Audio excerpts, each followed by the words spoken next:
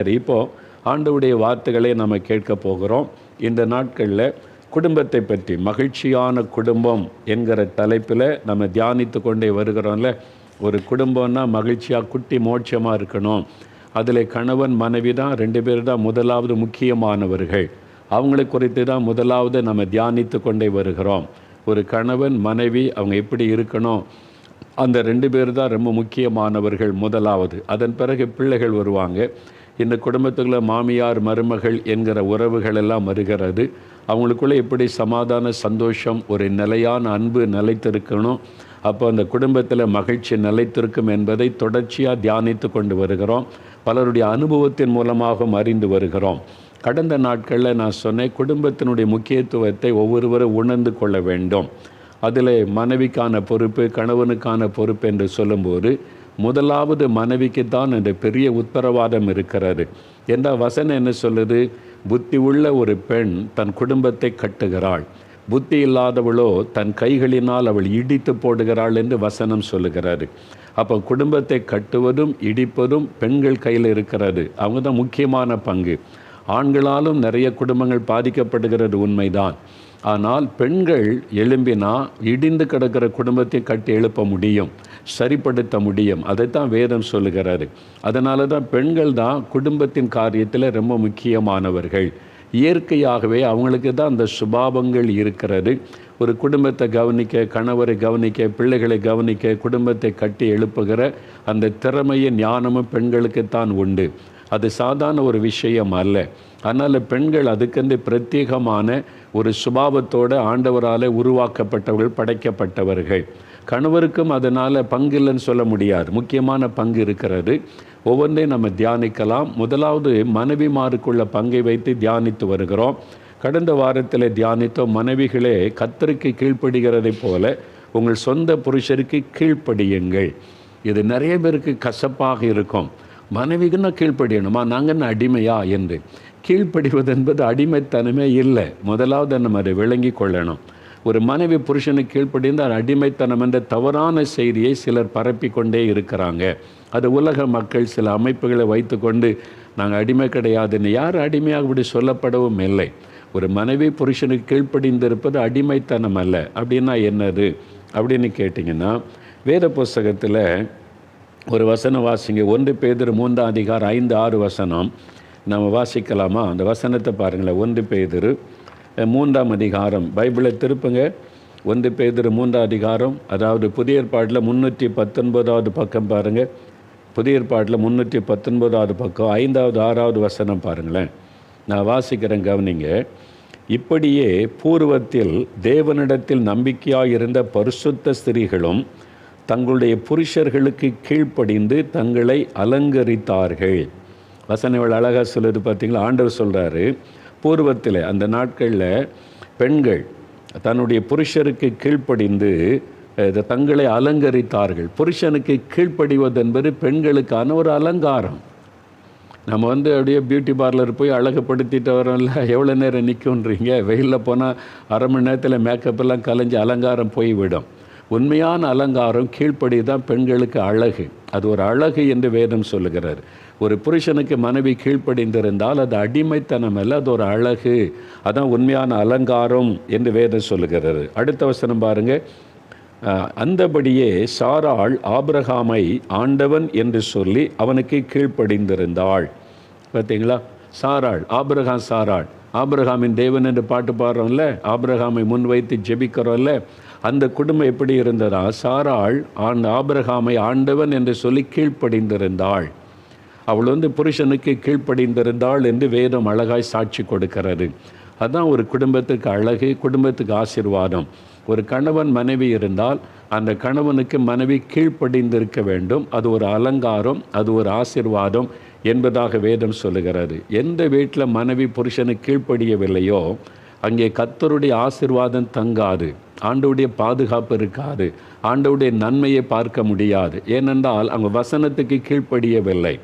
ஒரு மனைவி புருஷனுக்கு கீழ்ப்படியாமல் இருப்பது, தேவனுக்கு கீழ்ப்படியாமல் இருப்பது, வசனத்துக்கு கீழ்ப்படியாமல் இருப்பது, அந்த குடும்பத்தை எப்படி ஆண்டவர் ஆசீர்வதிப்பார்? யோசித்து பாருங்கள். அதனால தான் இன்றைக்கி நிறைய குடும்பத்தில் குழப்பங்கள், பிரச்சனைகள், காரியத்துக்கு காரணம் இதுதான். அப்போது கீழ்ப்படிதல் ரொம்ப முக்கியம். அதனால நம்ம கீழ்ப்படிந்து அந்த அலங்கரித்தார்கள் என்ற வசனத்தை நினைவில் கொள்ளணும். ஒரு குடும்பம், ஒரு கிறிஸ்தவ குடும்பம்னா எப்படி இருக்கணும்? வேத வசனத்தில் கட்டப்படணும். உலக மக்களைப் போல யோசிக்கிறது, திங்க் பண்ணுறது, இந்த டிவியில் பார்க்குற சீரியலு, சினிமா மாதிரி தான் வாழ்க்கை இருக்குன்னு நினைக்கிறது, அது நேச்சுரல் கிடையாது. அதெல்லாம் உலக மாயையான காரியம். உண்மை வசனம் சொல்கிறது தான். ப்ராக்டிக்கலாக வேத வசனம் நமக்கு ஆண்டவர் அன்றைக்கே எழுதி கொடுத்துட்டார். சிலர் நினைப்பாங்க, இந்த பைபிள் எழுதி 3500 வருஷம் ஆகுது, அது 2000 வருஷத்துக்கு முன்னாலே எழுதப்பட்டிருக்கிறது, இப்போ இந்த காலத்துக்கு சரிப்படுமா? எத்தனை காலமானால் இந்த வசனம் உயிர் உள்ளது. இதன்படி வாழ்ந்தால் தான் நீங்கள் சந்தோஷமாக மகிழ்ச்சியாக இருக்க முடியும். இந்த இதில் தான் நம்மை சிருஷ்டித்த தேவன், நம்மை உண்டாக்கின தேவன் எழுதி கொடுத்தாரு. இப்போ பேசுகிறது உலக ஞானத்தில் நிறைய பேர் படிச்சுட்டு, புக்கு படிச்சுட்டு நிறைய வியாக்கியானம் பண்ணுவாங்க. அதெல்லாம் பிரயோஜனப்படாது. உண்மையான சந்தோஷம், மகிழ்ச்சி வேணுமா? இந்த ஆண்டவருடைய வசனம் தான். அவங்க வசனத்தில் குடும்பத்தை கட்டினதுனால அந்த கணவன் மனைவி 2 பேர் 36 வருஷத்தில் சண்டை போட்டதில்லை, பிரிஞ்சு போனதில்லை, ஒரு சந்தோஷமாக வாழ்கிறோன்னு எவ்வளோ பெரிய சாட்சி. நீங்கள் யோசித்து பாருங்கள். எதனால்? அவங்களுடைய வாயிலிருந்து வந்த வார்த்தையை கேட்டிங்களா? அதாவது மனைவி புருஷனுக்கு கீழ்ப்படியணும், புருஷன் மனைவினிடத்தில் அன்பு கூறணும். இதுதான் வேதத்தில் சொல்லப்பட்ட அடிப்படையான முக்கியமான காரியம். இந்த 2க்கு ரொம்ப தொடர்பு இருப்பதை பார்க்க முடியும். என்ன தொடர்பு? சில மனைவிமார் சொல்லுவாங்க, என் புருஷனை நேசிக்கிறதே இல்லை அப்படின்னு சொல்லி. இந்த நேசத்தை எப்படி சட்டம் போட்டு நேசிக்க வைக்க முடியுமா? பிரதர், மனைவியை நேசிங்க, இல்லாட்டினா அப்படி ஏதாவது ரூல் போட முடியுமா? அது 2 மனசு சம்பந்தப்பட்டது. மனைவி புருஷனுக்கு கீழ்ப்படிய புருஷனுடைய அன்பை சம்பாதிக்க முடியும். இதை தான் மனைவி புரிந்து கொள்ளணும். நீங்கள் கீழ்ப்படியாமல் என்ன நேசிக்க மாட்டீங்கன்னு சொல்லிலாம் நீங்கள் அன்பை வாங்க முடியாது. இதை தான் வசனம் சொல்லுது. நீங்கள் கீழ்ப்படிய உங்கள் மேலே உங்களுடைய கணவருக்கு அன்பு உண்டாக்கிவிடும். அந்த அன்பை நீங்கள் பெற்றுக்கொள்ள முடியும்.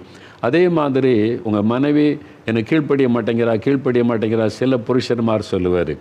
நீங்கள் மனைவியை நேசிக்க ஆரம்பிங்க, கீழ்ப்படிய ஆரம்பிச்சிருவாங்க.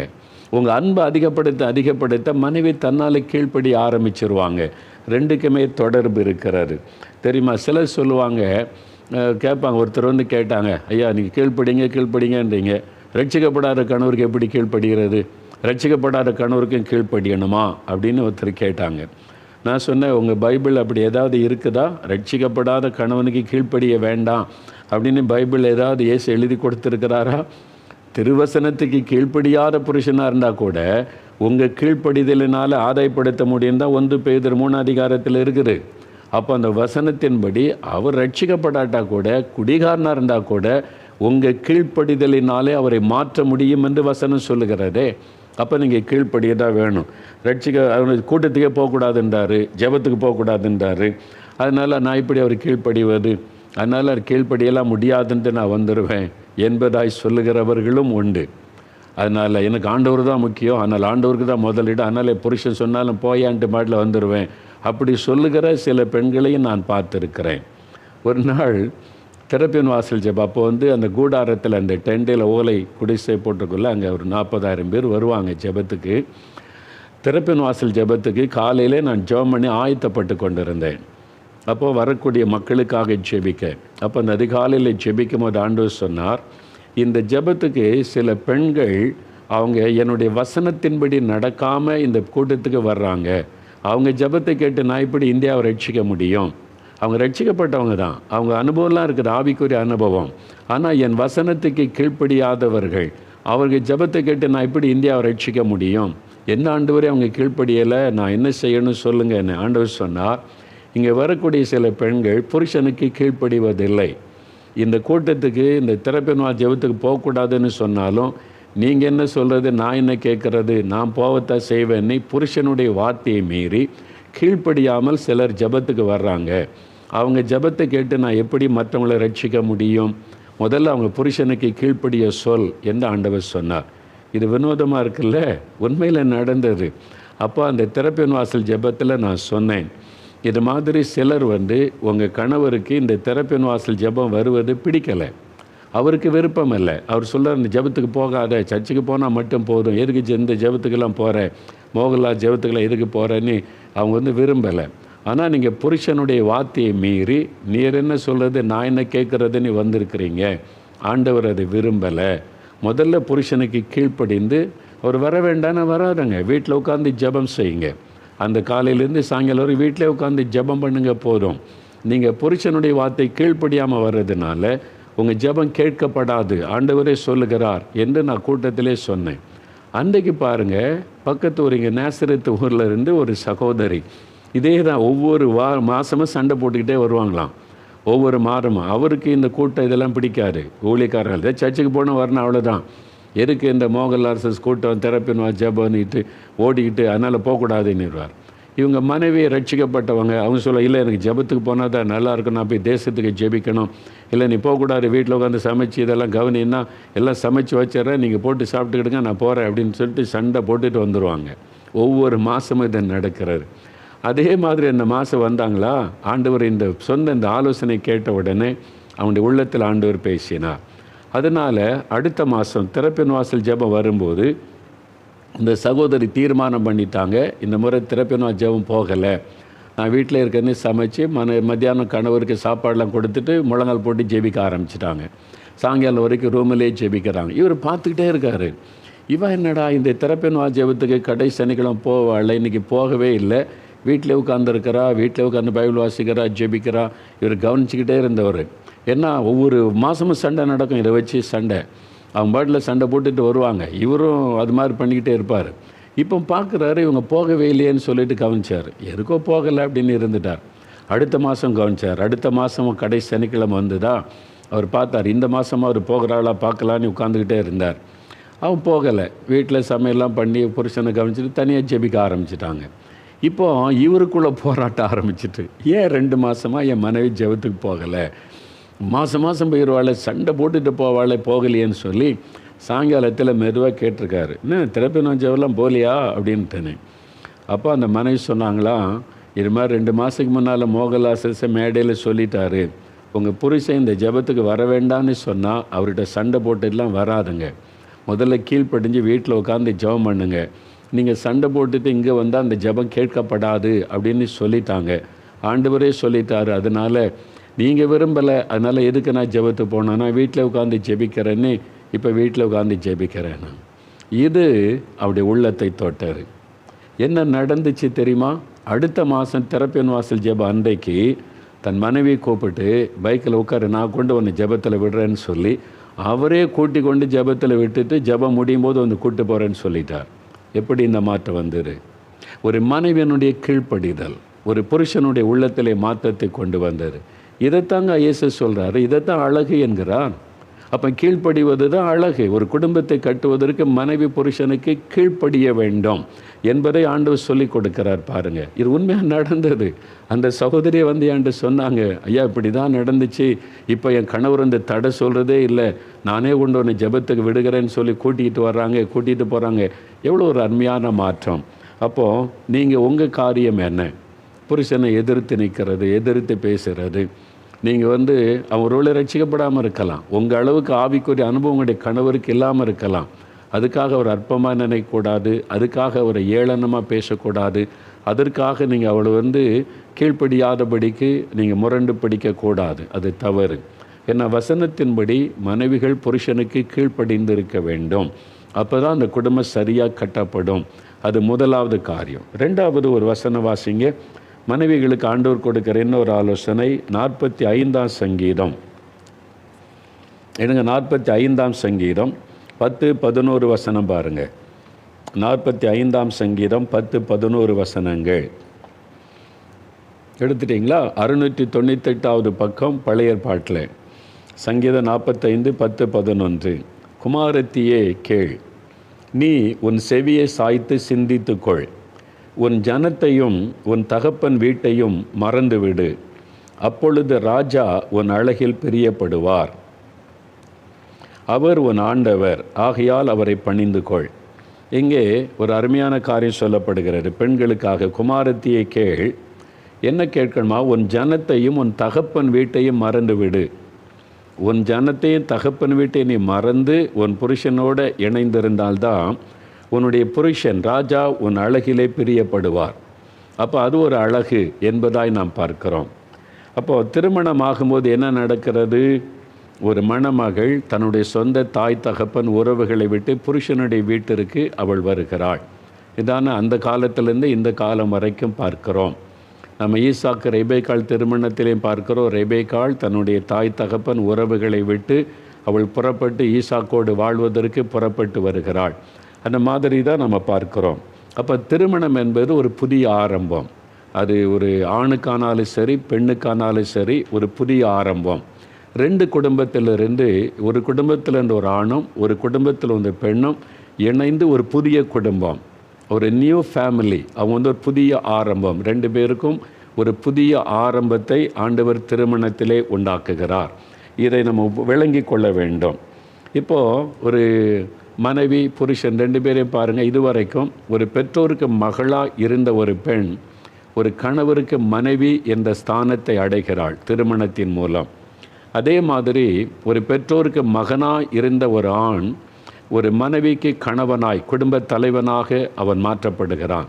திருமணத்தில் ஒரு புதிய ஆரம்பம். அப்போது இந்த இதுவரைக்கும் வாழ்ந்த வாழ்க்கை தற்காலிகம். ஒரு பெண்ணுக்கும் ஆணுக்கும் 2 பேருக்குமே ஒரு முக்கியமாய் பெண்களுக்கு இதுவரைக்கும் தகப்பன் தாய் வீடு அங்கே வசித்திருப்பீங்க. எல்லாமே ஒரு திருமணமாக வரைக்கும் 21, 22, 23 வயசோ அவ்வளோதான். பெண் பிள்ளைகள் மனதில் பதித்து கொள்ளணும், இது எனக்கு தற்காலிகமான ஒரு வீடு, அவ்வளோதான். திருமணத்துக்கு பிறகு உங்களுடைய சொந்த குடும்பம் உறவுகளை விட்டு ஒரு புதிய குடும்ப உறவுக்குள்ளே போகிறீங்கள்ல, அந்த கணவனுடைய குடும்பம், கணவனுடைய வீடு, அதுதான் கடைசி வரை, மரணம் வரைக்கும். யோசித்து பாருங்கள். அப்போ இது தற்காலிகமானது. இப்போ நீங்கள் வாழ்ந்து கொண்டு இருக்கிறது வாலிப பிள்ளைகள் மனதில் கொள்ளணும், எங்கள் அப்பா, எங்கள் அம்மா, எங்கள் அண்ணன், எங்கள் அக்கா, இந்த உறவு, எங்கள் வீடு, எங்கள் குடும்பம் என்பது தற்காலிகமானது. எப்போ திருமணம் ஆச்சுதோ நீங்கள் இன்னொரு குடும்பத்துக்கு போகிறீங்க, இன்னொரு குடும்பத்தை கட்டி எழுப்ப போகிறீங்க. அங்களுக்கு புதிய உறவுகளை தேவன் தரப்போகிறார். இதை எப்பொழுதும் மனதில் வைத்துக்கொள்ளணும். அதனால் திருமணம் என்பது ஒரு புதிய ஆரம்பம். அதை நம்ம வைத்துக்கொள்ளணும். புதிய ஒரு வாழ்க்கைக்குள்ளே செல்கிறீங்க. அதே மாதிரி தான் புருஷனும் கூட நம்மோடு கூட வாழ்வதற்கு ஒரு புதிய ஒரு உறவை தேவன் கொண்டு வருகிறார். அப்போ 2 பேரும் சேர்ந்து ஒரு புதிய குடும்பம், ஒரு குடும்ப வாழ்க்கை உருவாகிறது என்பதை நினைவில் கொள்ளணும். இந்த புதிய குடும்ப வாழ்க்கை மகிழ்ச்சியாக இருக்கணும் அப்படின்னா பெண்கள் செய்ய வேண்டிய முக்கியமான காரியம், பெண்கள் மனதில் ஆழமாக பதிக்க வேண்டிய காரியம், திருமணமாகி புருஷன் வீட்டுக்கு வந்த பிறகு எங்கள் அப்பா என்ன அப்படி வச்சுருந்தாங்க, எங்கள் அம்மா அப்படி வச்சுருந்தாங்க, எங்கள் குடும்பம் தெரியுமா, நீ பிறந்த குடும்பத்தை பற்றியே நீங்கள் புகழ்ச்சியாக பேசிக்கொண்டே இருந்தீங்கன்னா நீங்கள் உங்களுடைய புருஷனுடைய நீங்கள் ஒரு எதிர்ப்பை அல்லது ஒரு வெறுப்பை நீங்களே சம்பாதித்து கொள்றீங்கன்னு அர்த்தம். நல்லா அறிந்து கொள்ளுங்க. அங்கேருந்து இங்கே வந்துட்டீங்க. இதுதான் உங்கள் குடும்பம், இதுதான் உங்களுடைய உறவு, இதுதான் உங்களுடைய வாழ்க்கை. இனி சாகும் வரைக்கும் இதுதான் உங்களுடைய குடும்பம், இதுதான் உங்களுடைய உறவு. அதான் தேவன் வைத்த ஒழுங்கு. வேதம் சொல்லுகிறது அதான் ஒழுங்கு. ஏன்னா நீங்கள் தற்காலிகமாக இருந்ததை பற்றியே பெருமையாக பேசி இங்கே என்ன நடந்தாலும் சின்ன எங்கள் வீட்டில் அப்படி, எங்கள் அப்பா அப்படி வச்சுருந்தாங்க, எங்கள் அம்மா அப்படி, எங்கள் அக்கா, எங்கள் குடும்பம் தெரியுமான்னு அந்த பிறந்த வீட்டு பெருமையை பேசி கொண்டு இருந்தால் கணவனுடைய அன்பை இழக்க நேரிட்டு விடும். எல்லோரும் ஒரே மாதிரி இருக்க மாட்டாங்க. சிலர் கேட்டுட்டு ஓகே சரி அவளுடைய பலவீனம் பேசிட்டு போகிறான்னு இருப்பாங்க. சிலருக்கு டக்குன்னு கோபம் வந்துடும். அப்போ உங்களுடைய உறவுகள் பாதிக்கப்படும். கணவருடைய அன்பை நீங்கள் இழக்க நேரிடும். அதனால் பிறந்து விட்ட பெருமை பேசாமல் கணவன் வீட்டுக்கு வந்தால் கணவன் குடும்பம், அவனுடைய பெற்றோர், இதுதான் என் குடும்பம், இந்த மாதிரி குடும்பத்தை கர்த்தர் தந்திருக்கிறார் என்ற மகிழ்ச்சிக்குள்ளே நீங்கள் வரணும். அதுக்கு தான் ஆண்டவர் சொல்கிறாரு, உன் ஜனத்தையும் தகப்பன் வீட்டையும் மறந்துரு. நீ அதையே நினச்சிக்கிட்டு இருக்காத. எங்கள் அப்பா அம்மா, எங்கள் அம்மா, என் குடும்பம் தெரியுமான்னு பேசிக்கிட்டே இருக்காத. இனிமே அதை மறந்துட்டு இந்த புதிய வாழ்க்கைக்குள்ளே வா என்று ஆண்டவர் சொல்லுகிறார். இந்த பழசை விடாமல் இருக்கிறதுனாலேயே நிறைய குடும்பத்தில் பாதிப்புகள் காணப்படுகிறது. அதனால் நீங்கள் அதை மறந்துட்டு ஒரு புதிய வாழ்க்கைக்கு அர்ப்பணித்து கொள்ளணும். வசனம் என்ன சொல்லுது? முந்தினதை நினைக்க வேண்டாம், பூர்வமானதை சிந்திக்க வேண்டாம், இதோ புதிய காரியத்தை செய்கிறேன். அதனால் இந்த பழசை மறந்து புதிய வாழ்க்கை, இந்த வாழ்க்கையை நீங்கள் ஏற்றுக்கொள்ளணும். இதுதான் கர்த்தர் எனக்கு வைத்திருக்கிற இனி நிரந்தரமான, இனி கடைசி வரை நான் வாழப்போகிற வாழ்க்கை. என் கணவரோடு, என் கணவர் குடும்பத்தோடு ஆண்டவர் என்னை இணைத்திருக்கிறார், எங்களை ஒரு தனி குடும்பமாக்கி இருக்கிறார். இதை மனதில் ஆழமாய் பதித்து கொள்ளணும். அதனால் நீங்கள் ரொம்ப கவனமாக இருக்கணும். பெண்கள் உங்கள் கணவரையோ கணவர் வீட்டாரையோ விட்டு கொடுத்து விடக்கூடாது. ஏன்னா இதுதான் உங்களுடைய குடும்பம். அதனால் உங்கள் கணவராகட்டும், கணவர் குடும்பத்தை யார்கிட்டையும் விட்டு கொடுத்து விடக்கூடாது. அதில் பெண்கள் கவனமாக இருக்கணும். சில பிரச்சனைகள் அதுகளை நீங்கள் சந்தித்தா கூட யாருக்கிட்டையும் நீங்கள் அந்த காரியத்தில் விட்டு கொடுத்து விடக்கூடாது. ஒரு சகோதரி ஒரு சமயம் சொன்னாங்க, நான் திருமணமாகி வந்த புதுசில் என் கணவர் கொஞ்சம் தப்பான வாழ்க்கையில் நடந்தாங்க, கொஞ்சம் குடிக்கிறது, கொஞ்சம் தவறான பாதையில் நடந்தாங்க. எனக்கு அது தெரிந்தது. ஏன்னா வெளியில் தெரியாது, குடும்ப வாழ்க்கையில் நெருங்கின பிறகு தானே தெரியும். இது மாதிரி இருந்த உடனே அவங்க பெற்றோரிடத்தில் போய் சொல்லிட்டாங்க, கணவர் இப்படி ரகசியமாக குடிக்கிறார், இப்படி பண்ணுறார், அப்படி பண்ணுறாரு, சில தவறுகளெல்லாம் சொல்லிட்டாங்க. இவங்க போய் தன்னுடைய பெற்றோரிடத்தில் சகோதரிடெல்லாம் சொல்லி கொஞ்சம் பிரச்சனைலாம் வந்துட்டு, ஆனாலும் அவங்க பெற்றோர்கிட்ட சொல்லி வேதனைப்பட்டு பிரச்சனைலாம் வந்துட்டு அப்புறம் சமாதானம் பண்ணி வச்சுட்டாங்க. கொஞ்ச நாள் கழித்து கணவர் ரட்சிக்கப்பட்டார். ரட்சிக்கப்பட்டு இந்த பாவத்தெல்லாம் விட்டு மனம் திரும்பி அவங்களே சொன்னாங்க, இப்போ என் கணவர் நல்லா இருக்கிறார் பிரதர், என் கணவர் முன்னால் மாதிரி கிடையாது, ரட்சிக்கப்பட்டு நல்ல கர்த்தருடைய பிள்ளை ஆகிட்டார். ஆனால் நான் ஒரு பெரிய தப்பு பண்ணிட்டேன். இப்போ என் கணவர் ரட்சிக்கப்பட்டு நல்லவராக இருந்தாலும் என் குடும்பத்தார் என் கணவர் அற்பமாக நினைக்கிறாங்க, என் குடும்பத்தார் என் கணவரை தப்பாக நினைக்கிறாங்க, அவருக்கு மரியாதை கொடுக்கறதில்ல, மதிக்கிறதில்லை. அதுக்கு காரணம் நான் தானே. நான் முன்பு அவர் செய்த தவறு சொன்னதுனால இதுவரைக்கும் அவங்க மனசில் அப்படி தான் என் கணவரை பற்றி நினைக்கிறாங்க. நான் தப்பு பண்ணிட்டேன்னு சொல்லி எனக்கே மனசாட்சி வாதிக்குதுன்னு சொன்னாங்க. அதனால் தான் பெண்கள் ரொம்ப கவனமாக இருக்கணும். நீங்கள் வாழப்போகிற குடும்பம், உங்களுடைய கணவர், எல்லா குடும்பத்திலையும் குறைகள் உண்டு. உங்கள் குடும்பத்தில் உண்டு, எங்கள் குடும்பத்தில் உண்டு, எல்லார் குடும்பத்திலையும் பெர்ஃபெக்டாக 100%ன்னு சொல்ல முடியாது. சில குறைபாடுகள் இருக்கும்.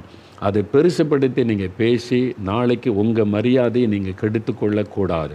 உங்கள் கணவரை நீங்கள் யாரிடத்துல விட்டு கொடுக்கக்கூடாது. பாருங்கள், அந்த சகோதரியை ரொம்ப வேதனையோடு அவங்க சொன்னாங்க, நானே தப்பு பண்ணிட்டேன், இப்போ என் கணவர் ரட்சிக்கப்பட்டு எவ்வளோ நல்லா இருக்காங்க, ஆனால் என் குடும்பத்தார் பழைய காரியத்தை நான் சொன்னதை வச்சு அவங்கள தவறாக நினைத்து கொண்டு அவமானப்படுத்துகிறாங்கன்னு சொல்லி. அதனால தான் ரொம்ப கவனமாக இருக்கணும். ரொம்ப கவனமாக உங்களுடைய குடும்ப காரியத்தில் செயல்பட வேண்டியது ரொம்ப அவசியம். எனக்கு தெரிந்த ஒரு மகள், அவளுக்கு திருமணம் ஆயிற்று. அப்புறம் சில மாதங்கள் கடந்தது. எப்படிமா இருக்குது குடும்ப வாழ்க்கையெல்லாம் நல்லா இருக்கியா அப்படின்னு கேட்டபோது, சில மாதங்கள் கடந்துட்டு அவள் சொன்னாள், ஒரு சின்ன ஒரு குழந்தையும் இருக்கிறது. அவர் சொன்னால், என் கணவருக்கு ஒரு தவறான தொடர்பு இருக்குது, அதை நான் கண்டுபிடிச்சேன், அவருக்கு ஒரு தவறான தொடர்பு இருக்குது அப்படின்னு சொன்ன உடனே, அப்போ நீ என்ன பண்ண அப்படின்னு கேட்டேன். உன் கணவருக்கு தவறான தொடர்பு உறுதி தானே, எனக்கு தெரியும், நல்லா தெரியும், நானே கண்டுபிடிச்சிட்டேன், பார்த்துட்டேன். அப்போ என்ன பண்ண, அவங்களுக்கு அவங்க அப்பா அம்மாட்ட சொன்னியா? சொல்லலை. எங்கள் அம்மாட்டே சொல்லி அப்பாட்டையும் சொல்லலை. சரி, மாமனார் மாமியார் அவங்க என் மேலே ரொம்ப அன்பாக இருக்காங்க, என்னை மகளை போல் வச்சுருக்கிறாங்க. அப்போ மாமனார்கிட்ட சொல்லியிருக்கலாம்ல, அவங்ககிட்டையும் நான் சொல்லலை. இப்போ யார்கிட்ட தான் சொன்னேன்? யாருக்கிட்டையும் சொல்லலை. கணவர்கிட்ட கூட அதை குறித்து பேசலை. அப்போ என்ன பண்ணுற? உபவாசம் பண்ணி ஜெபிக்கிறேன். அந்த மகள் சொன்னது, திருமணமாகி கொஞ்சம் மாதம்தான் ஆகுது பாருங்கள், ஒரு வருஷம் தான் தாண்டி இருக்கிறது. இப்போது அந்த சின்ன வயசில் அந்த மகளுடைய ஞானம், அதை பார்த்து நான் ஆச்சரியப்பட்டேன். ஏன்னு எல்லாருக்கும் சொல்லலை? அவங்க சொன்னால் அவங்க டீல் பண்ணியிருப்பாங்களே. நான் இல்லை, நான் ஜெபம் பண்ணேன், ஆண்டவர்கிட்ட மட்டும் தெரியப்படுத்துது, ஆண்டவர் தான் சரிப்படுத்த முடியும். என் மாமியார் மாமனார்கிட்ட சொன்னாலும் அது சண்டை பிரச்சனை உண்டாக்கி எங்களுக்குள்ளே விரிசலை உண்டாக்கும். எங்கள் அப்பா அம்மாவுக்கு சொன்னால் அவங்க மருமகனை தப்பாக நினைப்பாங்க, எங்களுக்குள்ளே விரிசல் வந்துடும். ஆனால் இதை சரிப்படுத்தக்கூடிய ஒரே ஒருவர் ஆண்டவர் தான். அதனால் உபவாசம் பண்ணி என் கணவருக்காக நான் ஜெபம் பண்ணேன். இப்போ சில மாதங்கள் கழிந்தது சொன்னால் ஆண்டவர் கம்ப்ளீட்டாக அதை மாற்றிட்டார், ஆண்டவரே கட் பண்ணிட்டார். இப்போ அந்த தொடர்பே என் கணவருக்கெல்லாம் என் மேலே ரொம்ப அன்பு காமிச்சு, இப்போ தான் கல்யாணம் ஆன மாதிரி நாங்கள் அவ்வளோ சந்தோஷமாக இருக்கிறோம், இயேசு என் வாழ்க்கையில் அவ்வளோ சந்தோஷம் தந்திருக்கிறார் என்று அந்த மகள் சொன்னாள். இதை பெரியவங்கள்ட்ட சொல்லியிருந்தால் என்ன ஆகிருக்கும்? இருக்கிறதே குழப்பி பிள்ளைகளுடைய வாழ்க்கையை தொலைச்சிருப்பாங்க. அதனால தான் நீங்கள் பிள்ளைகள் எல்லா காரியத்தையும் பெற்றோர்கிட்ட சொல்லாதுங்க. சில பெற்றோர் உணர்ச்சி வசப்பட்டு பிரச்சனையை பெருசாக்கி குடும்பத்தை விரிசலாக்கிடுவாங்க. அதனால தான் தேவனுக்கு தெரியப்படுத்துங்க, ஆண்டவருக்கு அவரால் சரிப்படுத்த முடியாத பிரச்சனை எதுவுமே கிடையாது. அந்த மகளுடைய ஞானத்தை பார்த்து நான் ஆச்சரியப்பட்ட ஆண்டவரை துதித்தேன், நீ சரியான காரியத்தை செய்தாய். அந்த நிறைய பெண்கள் உடனே போய் அப்பா அம்மாட்ட சொல்கிறது, அவங்கள்ட்ட சொல்கிறது, பிரச்சனையை பெருசாக்குறது, என்ன நினச்சிக்கிட்டீங்க, ஏமாற்றிட்டீங்கன்னு சொல்கிறது, பெரிய பிரச்சனை பண்ணி குடும்பத்தை உடைச்சி எறிஞ்சிருவாங்க. அப்போ குடும்பத்தை கட்டக்கூடிய ஞானம் அவசியம். பாருங்கள், அந்த பெண் இப்போ குடும்பத்தை அழகாக கட்டி, இப்போமா நான் கேட்குறதுக்கு திருமணமாகி சில வருஷம் ஆகிட்டு ரொம்ப சந்தோஷமாக இருக்கிற, மகிழ்ச்சியாக இருக்கிற குடும்பம் நல்லா இருக்குல்ல. அந்த குடும்பத்தை கட்டினது யார்? அந்த பெண். அந்த வாலிப மகள் சின்ன வயசுலேயே அவளுக்கு அந்த ஞானத்தை கத்தர் கொடுத்தார். அதனால் குடும்பத்தை கட்டுகிற பெரிய பொறுப்பை பெண்களுக்கு தந்திருக்கிறார் ஆண்டவர். நீங்கள் தான் அதில் கவனம் செலுத்தணும். அதனால் ஒரு சின்னதை பெருசாக்காதபடி தேவனுக்கு தெரியப்படுத்துங்க. நீங்கள் ரகசியமாக ஆண்டவர்கிட்ட பேசுங்க. கர்த்தர் வெளிப்படையாக உங்களுக்கு பதில் தருவார். இப்போ உங்களுடைய குடும்பத்தில் அப்படி பிரச்சனை இருக்குதா? கணவர் மனைவிக்குள்ள பிரச்சனை, ஆண்டவர்கிட்ட ஜெபம் பண்ணுங்க. மனைவிமார்கள் உங்களை ஒப்பு கொடுத்து ஜெபம் பண்ணுங்க. கீழ்ப்படியை ஒப்பு கொடுங்க. இந்த சொந்த குடும்பத்தை உள்ளே கொண்டு வராதுங்க. நீங்களும் கணவரும் தான், இயேசு தான் அங்கே நடுவில் நிற்கணும். அந்த மாதிரி வாழ பழகிக்கொள்ளுங்க. கணவன் மனைவி இயேசு, முப்பரி நூல் சீக்கிரமாக யாராது. இயேசுவை உங்களுடைய வாழ்க்கையோடு இணைத்து கொள்ளுங்க. அவர்கிட்ட ஆலோசனை கேளுங்க. எடுத்த உடனே பிரச்சனை பெரியவங்கள்ட்ட கொண்டு போய் நீங்கள் அவங்க மூலமாக சிக்கல்களை உருவாக்கி கொள்ளாதுங்க. அப்போ உங்களுடைய குடும்ப வாழ்க்கை நல்லா இருக்கும். இப்போ ஜெபிக்கலாமா? அப்படியே கண்களை மூடி ஒரு நிமிடம் ஜெபிக்கலாம். ஆண்டவரே, நீர் எங்களோடு பேசி கொண்டிருக்கிறீர். இந்த மகளோடு பேசி கொண்டிருக்கிறீர். எந்தெந்த குடும்பத்தில் விரிசல்கள் காணப்படுகிறதோ, சமாதான குறைவு காணப்படுகிறதோ, இந்த நாளில் அதை சரிப்படுத்த உம்மாலே முடியும். கணவன் மனைவி குடும்ப வாழ்க்கை குறித்து புரிந்து கொள்ளவும், மனைவி புருஷனுக்கு கீழ்ப்படிந்திருக்கிற இருதயத்தை தாரும். ஆண்டவரே, சொந்த குடும்பத்தையே மனதில் வைத்து கொள்ளாதபடி அதை மறந்து கணவனோடு இணைந்து வாழ்கிற ஒரு வாழ்க்கையை இந்த மகளுக்கு தாரும். ஆண்டவரே, இன்று முதல் ஞானத்தோடு குடும்பத்தை கட்டி எழுப்ப கிருபை தாரும். குடும்பத்திலே காணப்படுகிற உரசல்கள் விரிசல்கள் எல்லாம் இயேசுவின் நாமத்தில் இன்றைக்கோடு மறையட்டும். ஒரு சமாதான சந்தோஷம் மகிழ்ச்சியான குடும்பமாய் மாறட்டும். இயேசு கிறிஸ்துவின் நாமத்தில் ஜெபிக்கிறோம் பிதாவே. ஆமேன், ஆமேன். என் ஆத்துமா